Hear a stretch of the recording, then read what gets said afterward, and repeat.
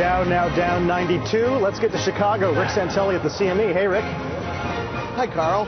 You know, I found it interesting this morning that we had the pairing of productivity, costs, and, of course, the ADP jobs number. So to summarize, we see that productivity isn't as robust. We see unit labor cost falling away, and we just don't see enough jobs.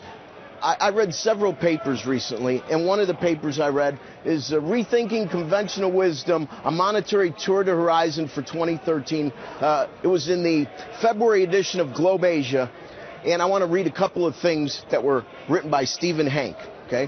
The Fed's zero interest rate has exacerbated a credit crunch that has been holding back the economy. The only way out of this trap is for the Fed to abandon the conventional wisdom that zero interest rates stimulate the creation of credit. See, when you look at these numbers, and we had a bit of a discussion actually on Squawk Box, think about it this way. If I'm a business owner, why am I going to invest in people? I have the costs of Obamacare coming up, and everything I've read, it certainly doesn't look like they're going to be contained, and it doesn't look like they're going to be less than the shoddy system we were trying to fix. You have a variety of issues, not only healthcare costs, but just the fact that you have benefits. You have a lot of things associated with the biggest cost on most businesses' balance sheet, the human cost. So instead, what do? This article brings up some great points. If I'm a business owner, hey, with zero interest rate policy, I can get some money, and what I'll do is I'll invest in software to basically get rid of people. Okay, I'll try to become more efficient. There is very little incentive for the hiring part of this equation. Let's bring up another paper.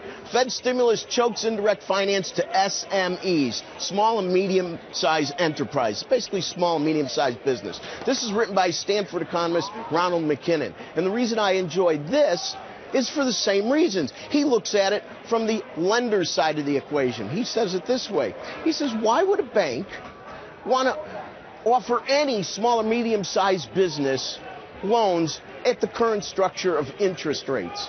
There's not enough in it to take the risk.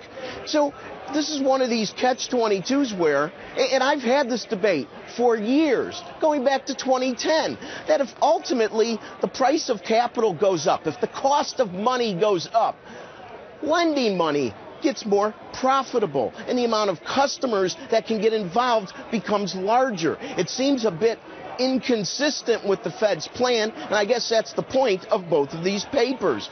So in the future, I think a lot of these economists that have been studying Japan for 2 decades have a lot to say, because zero interest rate policy certainly wasn't the panacea for Japan. Back to you, Carl. All right. Thanks so much, Rick. See you in a little bit.